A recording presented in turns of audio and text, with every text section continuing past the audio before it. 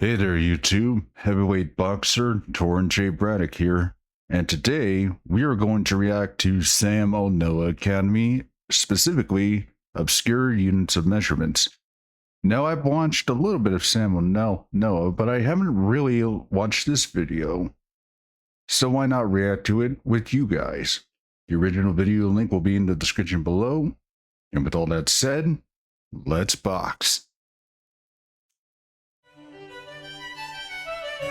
Ah, there's that classy intro. Today's episode, Obscure Units of Measurements.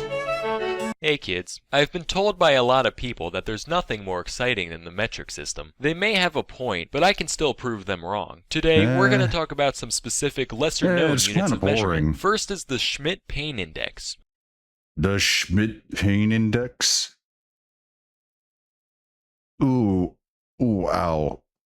Ow, being stabbed in the eye. Well, being stung in the eye. Ow. Now, anybody could tell you that getting stung by a bug tends to hurt. But just how much does one sting hurt compared to another? Are yellow jackets worse than hornets? Are fire ants worse than honeybees? Nobody in the world of science knew for sure. Why would that be? Oh god, I mean, they all hurt. That's my scientific opinion. They all freaking hurt. And I've been bitten by bugs before. I mean, yeah, they're all painful. Why would anyone would want to make that into a measurement? I don't know. That is, until a young upstart by the name of Justin Schmidt decided to boldly go where no entomologist has gone before. But how did he plan to quantify the level of pain caused by different insect stings? Well, it went something like this. Alright, honeybee. Ow, god, that hurt. I'll give that like a 2. Next, paper wasp. Okay, that's like a 3. Next, let's try bullet ant.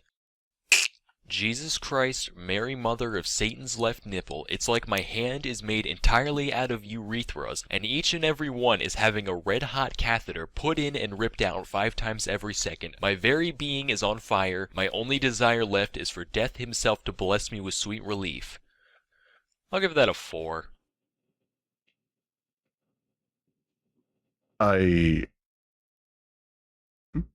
Wow.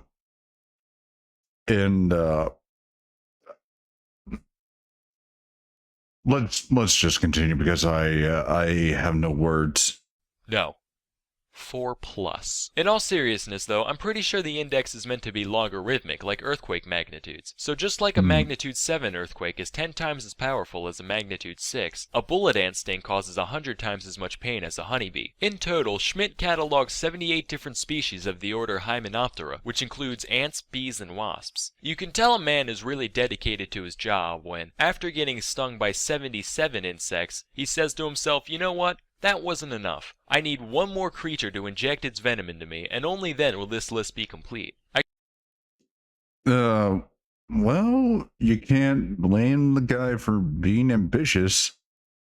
I mean, scientific breakthroughs always have a level of risk and insanity. I guess you could say he just really gave a Schmidt.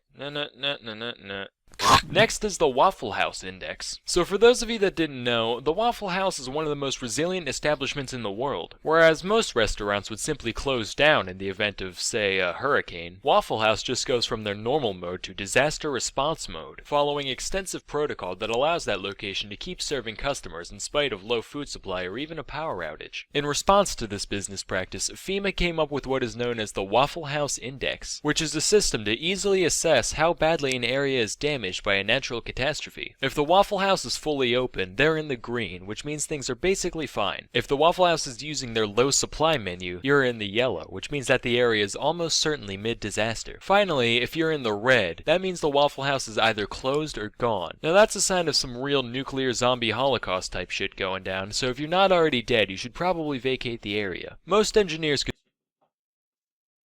I mean, wow. To base a natural disaster based off of an eating establishment's resilience on whether or not they can open in any weather. I mean, props to Waffle House. They got some balls. tell you that, structurally speaking, the triangle is the strongest of all shapes. But I believe that there's one shape that's even stronger. Godspeed, Waffle House. Next Yep. we have the APGAR score. So the APGAR score is a rating system used by hospitals to determine how healthy a newborn baby is on a scale from 0 to 10. It's called APGAR based on its 5 criteria, which include appearance, pulse, grimace, activity, and respiration. And Hmm. Interesting. Let's have Sam continue his explanation. each of these is rated on a scale from 0 to 2 to get your final score. Personally, I think this set of standards is a little flawed. Here's an example. Well, it's completely blue, and it doesn't really want to move at all, but it's got a really fast heartbeat, and it's screaming really loudly. I'd give this baby like a 6 out of 10. That's good enough. So in response, I've invented my own rating system. It's called the RAGU score. R is for reflexes. It's common knowledge that if you hold any healthy baby by its feet and then drop it, it'll always land upright. If your baby can't do that, that's a sure sign that it's defective. Oh, wow. Oh,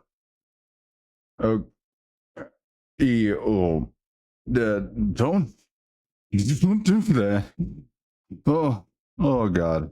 A is for abnormality. If your baby seems weird, that's typically a good indicator that it's weird. G still stands for grimace, just like in the APGAR test, only instead of looking at the baby's facial expression, you just bring grimace from McDonald's into the room and see how the baby reacts. If it starts crying, that's a good sign, because grimace is absolutely fucking terrifying. And I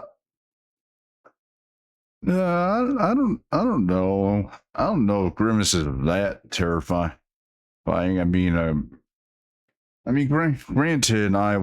Granted, I wasn't young enough to be. I wasn't young enough or old, or in this case, I would remember if I know grimace like during my childhood. But as far as I know, I'd never seen any of the other McDonald's mascots other than Ronald McDonald. finally, U is for ugliness, just because that might sway your decision on whether or not you want to keep it. Now, if the baby passes the test, it gets to go home, but if it fails, then it gets shipped off to the factory and made into ragu, hence the name of the test. Some people might be upset by this fact, but you know what they say, prego today, ragu tomorrow. Anyway, that's all for today. Till next time, I'm Sam O Nella, and thank you for watching. Today's video has been sponsored by Ragu brand pasta sauce. Like the taste of pureed infants? Then you'll love Ragu pasta sauce.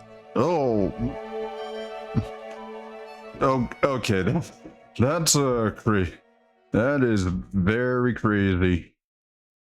That was a very crazy way to end the video. But yeah, that was obscure units of measurements by Sam O Nella. Original video will be in the description below. Thanks again, YouTube. And with that, the round is over. Have a good night.